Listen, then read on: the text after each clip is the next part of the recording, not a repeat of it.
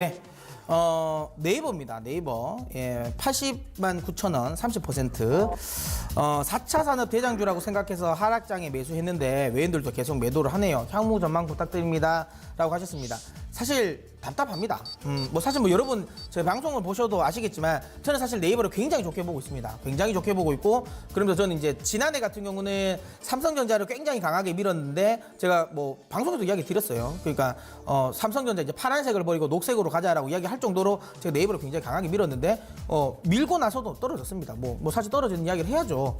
떨어졌다고 안 떨어져 가만히 말을 안 할 수는 없는 거고요. 어쨌든 하락을 했는데, 자, 10거래일 동안 음봉이 나왔어요. 자, 저 이런 경우도 잘 없는데, 대형주 같으면 그래도 웬만하면 양봉 하나는 좀 만들어주면 참 좋을 건데 10거래일 동안 계속 음봉입니다. 그만큼 이제 지금 힘이 없다는 겁니다. 그럼 여기서 이제 우리는 판단을 결정을 해야 되는 거예요. 뭐가 결정해야 되냐면, 그러면 이 회사의 본질 가치를 믿고 내가 조금 더 버텨야 될지, 아니면 그냥 지금이라도 내가 탄력 둔화를 생각해서 트레이딩 관점에서 그냥 쳐야 될지, 이걸 결정해야 되는 건데요. 저는 사실 지금 자리에 치는 건 너무 아깝다고 생각합니다. 왜냐하면 일단은 다들 아실 겁니다. 네이버 같은 경우는 지금 이제 올해부터 본격적으로 4차 산업 관련, 특히 AI라든지 빅데이터라든지 이거 관련 쪽 계속 나갑니다. 제가 항상 이야기 드리겠지만 지금 네이버의 가장 큰 단점은 너무 시장을 독점했다는 거예요. 사실 이게 기업 입장에서 굉장히 좋은 거거든요. 근데 지금 이게 현 정부의 정책과 안 맞는 거죠. 그러니까 현 정부는 사실 뭔가 독점하는 거 별로 좋아하지 않죠. 그러다 보니까 이제 공정위 쪽에서도 계속 이제 조사가 좀 들어가는 부분도 마찰이 좀 생기고 있고, 그 다음에 이제 항상 네이버는 또 댓글 이야기가 나오지 않습니까?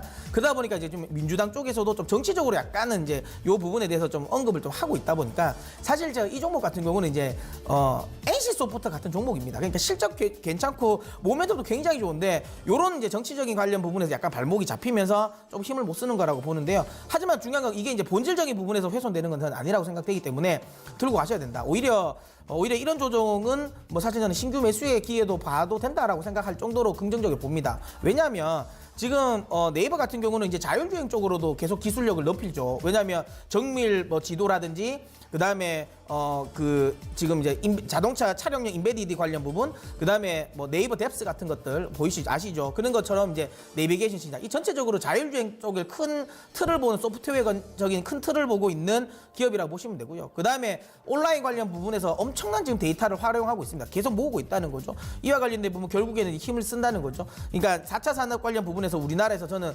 삼성전자와 함께 투탑을 이룰 수 있는 종목이라고 보기 때문에 이 종목을 조금 길게 한번 보자는 거죠. 그래서 지금 당장의 흐름보다는 조금 긴 템포로 봤을 때 저는 지금 자리 매도 아니고 홀딩을 해야 된다라고 보는데, 다만 중요한 그거예요. 비중이 만약에 제가 10% 정도였으면 떨어지면 추가 매수 이야기를 하겠는데 30%세요. 그래서 요거는 리스크 관리는 좀 하셔야 돼요. 뭐냐면 80만 원이 이탈되면 75만 원까지는 떨어질 수 있습니다. 그러니까 그걸 30%를 다 들고 가지 마시고, 만약에 80만 원이 이탈되면 절반은 매도를 하세요. 손절을 하시고 나머지 그 절반은 75만 원 정도에서 다시 매수를 하세요. 그래서 평단가를 낮춰놓고, 그리고 나서 제가 원래 이 종목의 목표가는 110만 원이었는데 지금 최근에 상승 탄력이 둔화되었어요. 그래서 일단은 1차적인 목표가는 좀 낮췄습니다. 95만 원 정도까지 목표가 보고 대응을 하시면 될 것 같고요. 만약에 80만 원 이탈되지 않으면 그냥 있는 물량 그대로 다 홀딩해서 95만 원까지 일단은 목표가 가지고 가셨으면 좋겠습니다.